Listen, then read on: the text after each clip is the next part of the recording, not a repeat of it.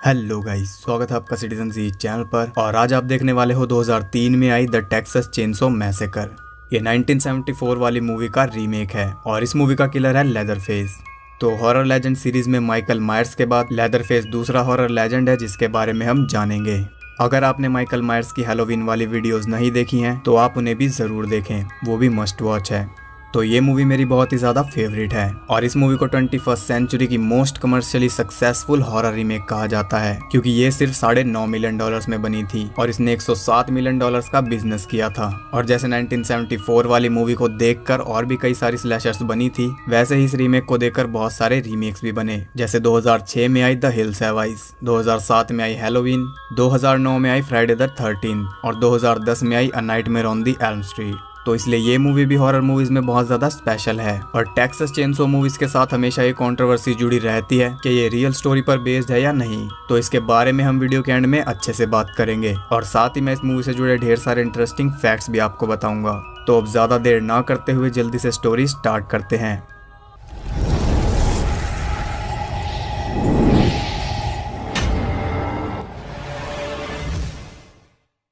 18 अगस्त 1973 को 5 फ्रेंड एक कॉन्सर्ट पर जा रहे थे। एरिन, उसका बॉयफ्रेंड कैंपर, मॉर्गन, एंडी और पेपर। जब वो टेक्सास से गुजर रहे थे तो अचानक उनके सामने एक लड़की आ जाती है। वो किसी तरह उसे बचाते हुए वैन रोकते हैं। वो उससे पूछते हैं कि क्या वो ठीक है, लेकिन वो बिना कोई जवाब दिए बस चलती जा रही थी।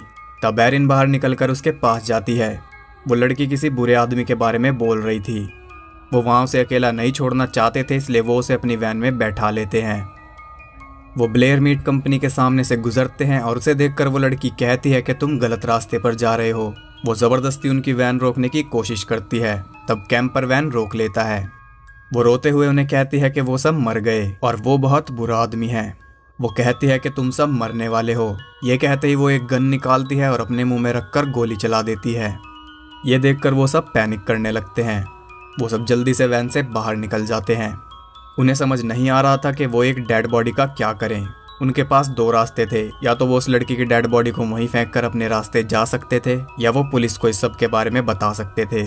बहुत सोचने के बाद वो पुलिस के पास जाना ठीक समझते हैं, लेकिन उन्हें नहीं पता था कि ये डिसीजन उनके लिए एक नाइटमेयर बनने वाला है। उन्हें एक गैस स्टेशन दिखाई देता है और वो वहाँ जाते हैं। वो वहाँ की मालकिन लूडा को सब बता देते हैं। लूडा पुलिस को कॉल करती है। वो कहती है कि उन्हें मिल पर जाकर शेरिफ हॉयट से मिलना होगा क्योंकि वो कुछ काम से वहाँ गया है। ये सुनकर उन सबको बहुत गुस्सा आता है, लेकिन उनके पास कोई और चॉइस भी नहीं थी। वो मिल पर जाते हैं, लेकिन शेरिफ वहाँ नहीं था। वो मिल बिल्कुल सुनसान पड़ी थी। वो सब शेरिफ के आने का इंतज़ार करते हैं, तभी उन्हें वहाँ कोई दिखाई देता है। वो जाकर चेक करते हैं तो वहाँ उन्हें एक छोटा लड़का मिलता है जिसका नाम था जेडाइडा। वो उन्हें बताता है कि शेरिफ यहाँ नहीं आने वाला, वो अपने घर पर है। उस लड़के से शेरिफ के घर के बारे में पूछकर एरिन और कैंपर शेरिफ के पास जाते हैं। वो दोनों घर ढूंढ लेते हैं। वहाँ उन्हें मोंटी नाम का एक आदमी मिलता है जो उन्हें कहता है कि शेरिफ यहाँ नहीं रहता। वो कहता है कि वो शेरिफ को उनके लिए कॉल मिला सकता है, लेकिन वो सिर्फ एरिन को ही अंदर जाने देता है। कैंपर को बाहर ही रुकना पड़ता है। वो एरिन को शेरिफ का नंबर मिलाकर दे देता है और वो उसे सब कुछ बता देती है। शेरिफ कहता है कि वो 30 मिनट में वहाँ पहुँच जाएगा, लेकिन हम देखते हैं कि शेरिफ ऑलरेडी मिल पर पहुँच चुका था। एरिन उस घर से निकलने लगती है, तभी मोंटी उसे मदद करने के लिए बुलाता है। एरिन व्हीलचेयर पर बैठने में उसकी मदद करती है, लेकिन उसकी नीयत कुछ ठीक नहीं थी। बाहर कैंपर को चिंता हो रही थी, इसलिए वो भी घर में घुस जाता है। वो एरिन को ढूंढ रहा था, तभी पीछे से लेदरफेस हथौड़े से उस पर हमला कर देता है। वो कैंपर को घसीट कर एक कमरे में ले जाता है और दरवाज़ा बंद कर लेता है। एरिन को लगता है कि कैंपर वापस मिल पर चला गया, इसलिए वो भी वापस मिल पर जाने लगती है। इधर वो शेरिफ उस लड़की की डेड बॉडी को रैप करके अपनी कार की डिग्गी में रखवा कर वहाँ से चला जाता है। एरिन मिल पर पहुँच जाती है, लेकिन कैंपर उसे वहाँ भी नहीं मिलता। तब उसकी चिंता बढ़ जाती है। वो सब कैंपर को ढूंढने लगते हैं, लेकिन उन्हें अजीब चीज़ों के अलावा कुछ भी नहीं मिलता। एक कार में उन्हें उसी लड़की की फ़ोटो मिलती है जो उन्हें रास्ते में मिली थी, साथ ही उसकी पूरी फैमिली की फ़ोटो भी थी। अब सब कुछ और भी ज़्यादा अजीब होता जा रहा था। एंडी और एरिन कैंपर को ढूंढने वापस उसी घर में जाते हैं। मोंटी घर के बाहर ही बैठा था।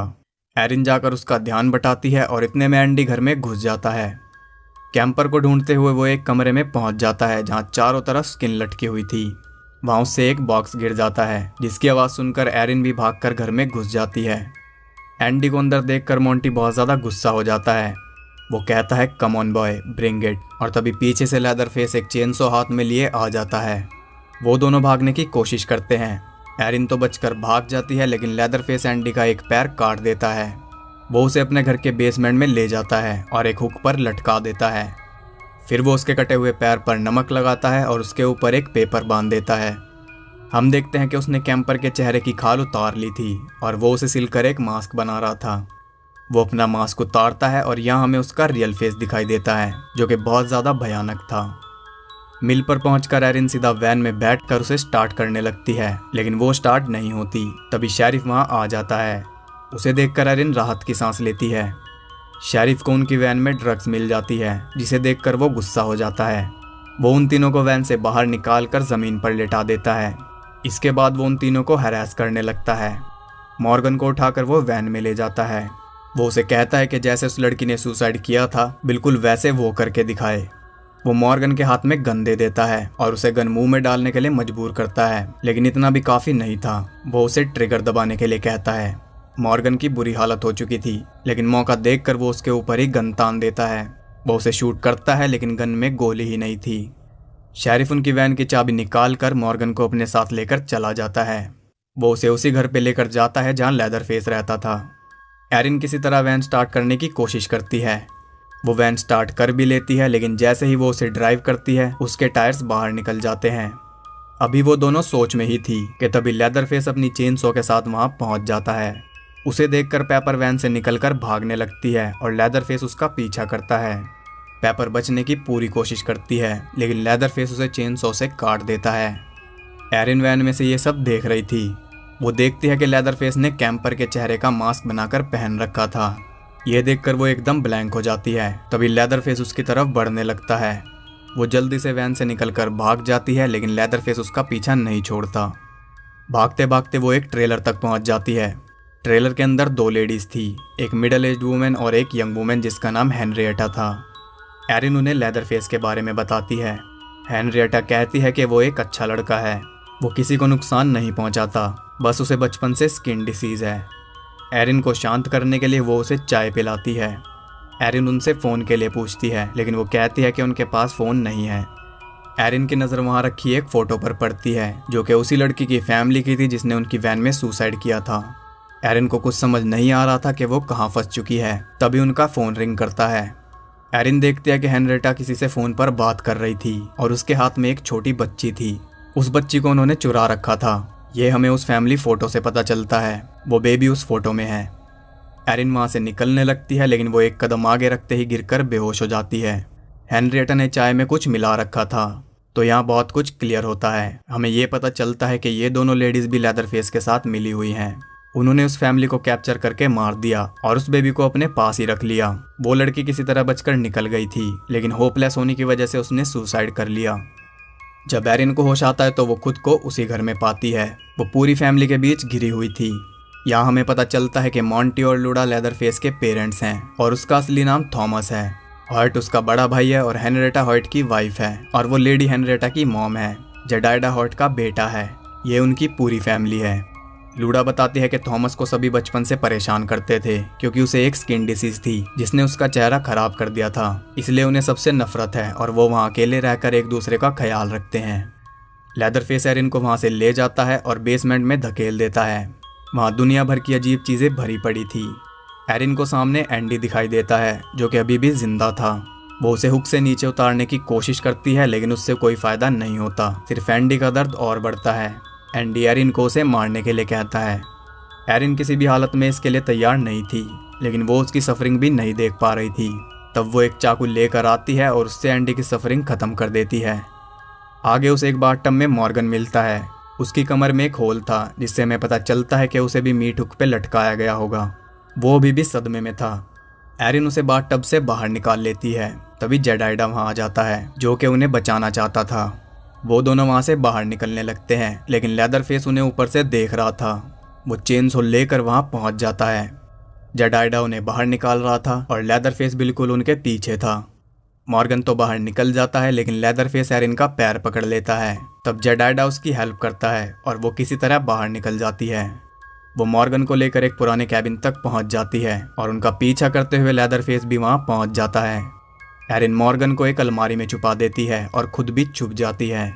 लेदरफेस उन्हें ढूंढ रहा था, तभी कई सारे चूहे एरिन के ऊपर चढ़ने लगते हैं। वो किसी तरह अपना मुंह बंद रखने की कोशिश कर रही थी, लेकिन वो चूहे ही बहुत ज्यादा आवाज कर रहे थे।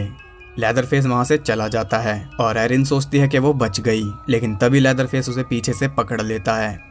वो उसे चेनसो से काटने ही वाला था कि तभी मॉर्गन आकर उसे बचाने की कोशिश करता है। लेदरफेस मॉर्गन को वहां लटका देता है और चेनसो से उसे बीच में से काटने लगता है।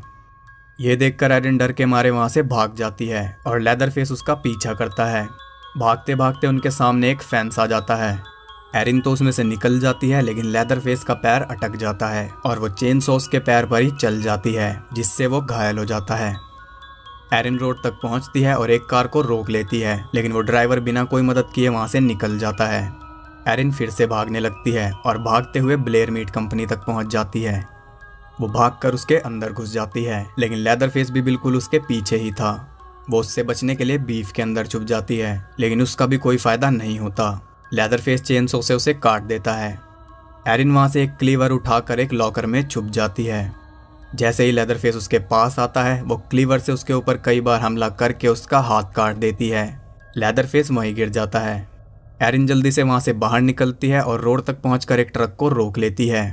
ट्रक ड्राइवर उसकी हालत देखकर उसे जल्दी से ट्रक में बैठा लेता है। वो उसे मदद दिलाने ले जा रहा था, लेकिन एरिन देखती है कि वो उसी गैस स्टेशन पर जा रहा था। वो उसे कहती है कि वो गलत रास्ते पर जा रहा है, लेकिन वो नहीं रुकता। एरिन के साथ एग्जैक्टली वो ही हो रहा था जो मूवी के स्टार्ट में उस लड़की के साथ हुआ था, लेकिन एरिन के अंदर अभी बहुत हिम्मत बाकी थी। वो जबरदस्ती उसे रोकने की कोशिश करती है, लेकिन वो गैस स्टेशन तक पहुंच जाता है। एरिन भी उसके पीछे पीछे ट्रक से उतर जाती है। वो एक खिड़की से अंदर देखती है और उसे वो बेबी भी वहां दिख जाती है। वो ट्रक ड्राइवर उनसे मदद मांगता है और वो सब बेबी को वहीं छोड़कर उसके पास चले जाते हैं। वापस आकर हेनरिएटा देखती है कि बेबी वहां नहीं थी। एरिन उसे लेकर जा चुकी थी। हाइट जाकर ट्रक चेक करता है, लेकिन एरिन उसके अंदर नहीं थी, क्योंकि वो उसी की कार में थी। वो कार से उसे उड़ा देती है और वहां से भागने के बजाय वो कार को रिवर्स करके उसे फिर से कुचलती है और एक आखिरी बार वो पूरी स्पीड से कार उसके ऊपर चढ़ाकर उसे मार देती है। और इस सीन पर पूरा थिएटर तालियों से भर गया था। एरिन ने उस बेबी को भी बचा लिया था। वो खुश होते हुए जा रही थी, तभी अचानक लेदरफेस आकर उनके ऊपर चेनसॉ से हमला करता है, लेकिन वो बचकर निकल जाती है। लेदरफेस गुस्से में उसे जाते हुए देखता है। एरिन अपनी और उस बच्ची की जान बचाने में कामयाब रहती है और यहाँ ये मूवी एंड हो जाती है। तो बिल्कुल ओरिजिनल मूवी की तरह इसमें भी एक लड़की लेदरफेस से बचकर निकल जाती है। तो इसके बाद 2006 में एक और मूवी आई थी जो कि इसका प्रीक्वल है। उसमें लेदरफेस की बैक स्टोरी दिखाई गई है। जैसा कि आपने देखा, इस मूवी में हमें बताया गया है कि उसे एक स्किन डिसीज थी, जिसकी वजह से उसका चेहरा खराब हो गया। और खराब चेहरा तो आपने देख ही लिया, लेकिन उसमें और अच्छे से हमें बताया जाएगा कि लेदरफेस ऐसा क्यों बना, क्योंकि उस मूवी का टाइटल ही द बिगनिंग है, मतलब के शुरुआत। और मैं आपको गारंटी के साथ कह सकता हूँ कि ये दोनों मूवीज इस पूरी फ्रेंचाइज की सबसे बेस्ट मूवीज हैं। तो उस पार्ट को देखने के लिए आपको कुछ नहीं करना, सिर्फ इस वीडियो को लाइक करना है और कमेंट करके बताना है कि आप उस पार्ट को देखने के लिए एक्साइटेड है या नहीं। और अगर सब्सक्राइब नहीं किया है तो सब्सक्राइब भी जरूर करना है, क्योंकि सपोर्ट के अलावा मैं कुछ और नहीं मांगता। तो प्लीज सब्सक्राइब जरूर कर लो, हमें जल्दी से जल्दी 50K तक पहुंचना है। तो इस मूवी को $9.5 मिलियन के बजट में बनाया गया था और रिलीज के दिन इसने 10.6 मिलियन कमा लिए थे और ये इस पूरी फ्रेंचाइज की हाईएस्ट ग्रॉसिंग फिल्म है। तो अब बात करते हैं कि इस मूवी की स्टोरी रियल है या नहीं। तो बेसिकली इस मूवी का पूरा प्लॉट फिक्शनल है, ये कोई रियल स्टोरी नहीं है। लेकिन लेदरफेस का कैरेक्टर इंस्पायर्ड है अमेरिकन सीरियल किलर एड गीन से। वो अमेरिका का सबसे खतरनाक किलर तो नहीं था, लेकिन स्ट्रेंजेस्ट किलर जरूर था। उसे बुचर ऑफ प्लेनफील्ड या प्लेनफील्ड घूल के नाम से भी जाना जाता है, क्योंकि वो प्लेनफील्ड नाम के टाउन में रहता था और सारे क्राइम्स को उसने वहीं अंजाम दिया था। पुलिस को उसके घर से लाशें मिली थी जो उसने वहाँ के कब्रिस्तान से निकाली हुई थी, और उसके घर बहुत सारे मास्क थे जो उसने असली इंसानी चेहरों से बना रखे थे। ये जो मास्क आप देख रहे हो, ये उसी का बनाया मास्क है। साथ ही उसके घर में हड्डी और स्किन का फर्नीचर था। उसने औरतों की खाल उतारकर बॉडी सूट बना रखे थे, जिन्हें वो पहनकर औरत बनता था। इससे इंस्पायर होकर साइको मूवी भी बनी थी और 1974 वाली टेक्सास चेनसॉ मूवी में हड्डी और स्किन का फर्नीचर भी दिखाया गया है। गीन ने अपने मुंह से 2 औरतों का मर्डर कबूल किया था। उसे गिल्टी पाया गया और 1968 में उसे सजा हुई। 26 जुलाई 1984 को 77 साल की उम्र में वो मर गया। तो इस आदमी के ऊपर लेदरफेस का कैरेक्टर बेस्ड है। अब बात करते हैं इस मूवी से जुड़े इंटरेस्टिंग फैक्ट्स के बारे में। एरिका लिरसन अपने स्क्रीन टेस्ट में इतनी जोर से चिल्लाई थी कि उस बिल्डिंग के दूसरे पार्ट्स के लोगों ने पुलिस को रिपोर्ट कर दी थी कि एक औरत पर हमला हो रहा है। जिस सीन में शेरिफ मॉर्गन के मुंह में गन रखवाता है, उसे शूट करते वक्त मॉर्गन बार बार वॉमिट कर रहा था। जितनी बार वो गन मुंह में डालता था उतनी बार ही वॉमिट करता था। लॉरेन जर्मन ने एरिन के रोल के लिए ऑडिशन दिया था, लेकिन उसे फिल्म में बहुत ही छोटा रोल मिला। ओरिजिनल स्क्रिप्ट में जब जेडाइडा मॉर्गन और एरिन की भागने में मदद करता है तो उसके बदले लेदरफेस चेनसो को उसकी कमर में घुसाकर उसे बीच में से काट देता है। ये सीन बाद में स्क्रैप कर दिया गया क्योंकि फिल्म मेकर्स के हिसाब से ये बहुत ज़्यादा इंटेंस था। यही इकलौती मूवी है जिसमें लेदरफेस का रियल चेहरा दिखाया गया है। पेपर ही इकलौती विक्टिम है जिसने ना तो लेदरफेस का घर देखा और ना ही वो उसमें गई। ये मूवी मिनिस्ट्री ऑफ कल्चर द्वारा यूक्रेन में बैन है। ओरिजिनल स्क्रिप्ट में सुसाइड करने वाली लड़की 15-16 साल की थी, लेकिन बाद में उसे बाकी सभी कास्ट की उम्र का कर दिया गया। जिस एक्टर ने ओरिजिनल मूवी में लेदरफेस का रोल किया था, उन्हें इस मूवी में ट्रक ड्राइवर के रोल के लिए अप्रोच किया गया था, जो फिल्म के एंड में एरिन की मदद करता है। मूवी के ओरिजिनल प्लॉट के हिसाब से एरिन प्रेग्नेंट थी, इसलिए उसने रास्ते में कोई नशा नहीं किया, ना ही उसने उस गैस स्टेशन का पानी पिया। एरिन का लास्ट नेम हार्डेस्टी था, जो कि ओरिजिनल मूवी की मेन कैरेक्टर सैली का भी था। मूवी में एरिन के बॉयफ्रेंड का नाम कैंपर है। एडमंड कैंपर एक अमेरिकन सीरियल किलर था जिसने 1964 से 1973 के बीच में 10 लोगों का मर्डर किया था, जिसमें उसके दादा दादी और माँ भी शामिल है। इस मूवी में से बहुत सारे भयानक सीन्स को काट दिया गया, जिसमें एक मॉर्गन की डेथ वाला सीन था जिसमें लेदरफेस उसे लटका कर बीच में से काट देता है। वो सीन भी साफ साफ दिखाया गया था। लड़की के सुसाइड वाला सीन भी और ज़्यादा भयानक था, बाद में उसमें चेंजेस किए गए। साथ ही कैंपर की डेथ भी हमें नहीं दिखाई गई और ना ही पेपर को मारते हुए दिखाया गया। इन दोनों की डेथ्स को भी ऑफ स्क्रीन रखा गया, तो बेसिकली ऑन स्क्रीन लेदरफेस ने किसी को भी नहीं मारा। मूवी के टाइटल के बावजूद भी इसमें 2 ही लोगों की मौत चेनसो से हुई है। एक और बहुत इंटरेस्टिंग फैक्ट बताता हूँ, इस मूवी में कहीं भी ना तो दिखाया गया और ना ही बताया गया कि लेदरफेस की फैमिली कैनिबल थी। तो ये थे इस मूवी से जुड़े ढेर सारे इंटरेस्टिंग फैक्ट्स। अगर आपको ये वीडियो और मेरी मेहनत पसंद आई है तो इसे लाइक और एक कमेंट ज़रूर करना, और अगर आपने अभी तक चैनल सब्सक्राइब नहीं किया है तो सब्सक्राइब भी ज़रूर कर लो, और साथ ही वो बेल नोटिफिकेशन भी ऑन कर लेना ताकि सारी अपडेट्स आपको जल्द से जल्द मिलती रहे। तो मैं मिलता हूँ आपसे अगली वीडियो में, तब तक के लिए सबको बाय।